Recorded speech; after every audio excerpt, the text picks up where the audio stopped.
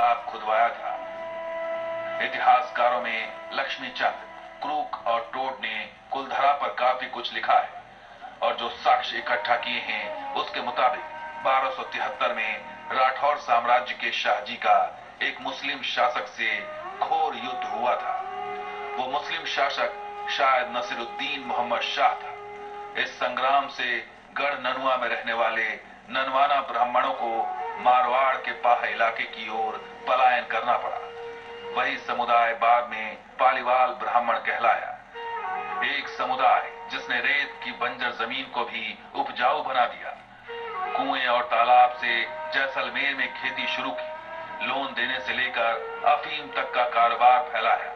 तब राजपुताने का ये गांव अफगानिस्तान तक व्यापार करने का सिल्क रूट हुआ करता था। लेकिन पालीवाल ब्राह्मणों की संपन्नता की चाबी एक हवेली में कैद थी और वो हवेली थी दीवान सालिम सिंह की। यूं ही नहीं कहा जाता कि कुलधरा सूर्यास्त के बाद वीरान होने लगता है। यहाँ कोई आपको नजर नहीं आएगा। इस वक्त मैं यहाँ मौजूद जरूर हूँ, लेकिन एक खौफ के साए में हूँ। दूर तक जहां तक आप नजर दौड़ाएंगे, आपको खंडहरों, टूटी हुई दीवारों और बिखरे हुए पत्थरों के अलावा कोई नजर नहीं आएगा। ऐसा लगता है कि इस वीराने में यहाँ परिंदा भी पर नहीं बांधा। तो क्या वाकई एक राजा से तंग प्रजा के पास एक सोने जैसा शहर छोड़ने के सिवा कोई चारा नहीं बचा था?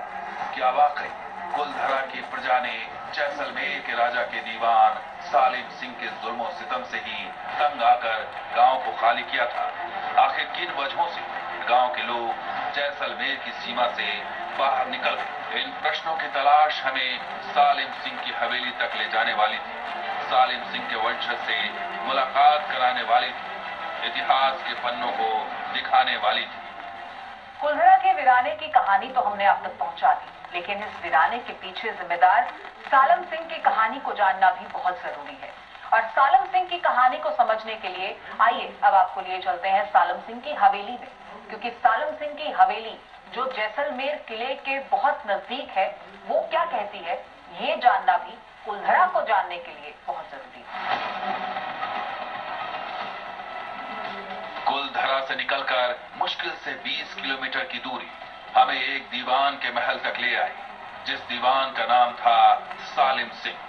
कहते हैं कि वो शाप जैसलमेर रियासत के दीवान सालिम सिंह को दिया गया था, जिसकी हवेली आज भी जर्जर होने के बावजूद सोने की तरह दमकती है, जो एक दीवान के दिखावे और दौलत लुटाने का नायाब नमूना है। कहानियों और लोक कथाओं में सालिम सिंह का नाम हमेशा कुलधरा के साथ जोड़ा गया। कुलधरा के वीराने के पीछे सालिम सिंह का नाम बताया जाता है। लेकिन सालिम सिंह दीवान कौन थे, कैसी जिंदगी जीते थे, क्या थे, ये सब जानने के लिए आज हम पहुंच गए हैं सालिम सिंह की हवेली, जो जैसलमेर में स्थित है। आसमी रोड ये इलाका है और यहीं पर सालिम सिंह की हवेली है। वो कैसा व्यक्तित्व था, वो कैसे जीते थे, उनकी एक झलक आज भी क्या उनकी इस हवेली से दिखाई देती है? ये तमाम सवाल हमें यहाँ खींच लाए हैं।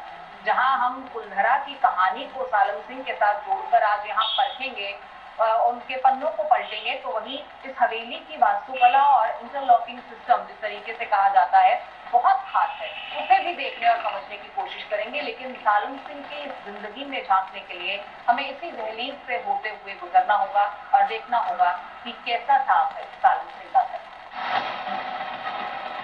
बताते हैं कि जैसलमेर के कमजोर राजा ने सालिम सिंह को मजबूत दीवान बना दिया था।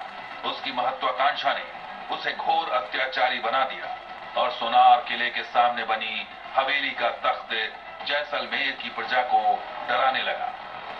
दीवान सालिम सिंह के अगर रुतबे को आपको समझना है, जानना है, तो आप सालिम सिंह की हवेली आ सकते हैं, क्योंकि इस हवेली का हर एक कोना, हर एक झरोका आपको उनके राजसी ठाट बाट की आज भी झलक दिखा देगा। कुलधरा का रहस्य अभी जारी है। बने रहिए न्यूज नेशन के